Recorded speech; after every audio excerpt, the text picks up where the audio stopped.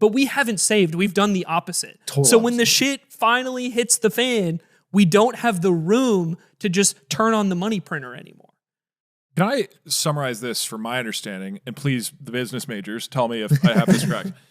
So I feel like we all talk about the debt, the deficit, and it's big and scary, but we can kind of ignore it right now because our credit rating is still good enough and we're the reserve currency. So everybody in the world, or almost everybody in the world, was still willing to give us money. Even though we spend more than we make every year, we need to get that money somewhere. Everybody's willing to give it to us. But at some point, there is a breaking point at which suddenly they don't want to do that. And then the only ways that we get out of it are by raising taxes a lot or by printing money and potentially doing inflation.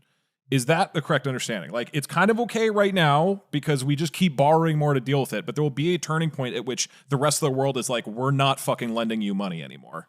My answer to that would be, I think that point is very close to right now. Right. In that, but like, am I correct in understanding that the reason it's so easy to ignore is because it'll probably happen all at once, right? Like there'll be this sudden transition of the rest of the world going like, hold on, no. And the instant a couple people say we're not buying this stuff anymore, the rest of the people will. Like it's not as gradual as the numbers look gradual, but in practice, we will just hit this point that is suddenly catastrophic. I think the reason it's easy to ignore is because any movement in the opposite trend, especially because the exponential build that you're talking about, any turning it around has become increasingly hard over time. And all of the actions that start to turn it around are politically unpopular for the average person. So someone to actually come out and substantially approach tackling the debt is saying like, let me make these really unpopular decisions before the really, really bad thing happens. Right.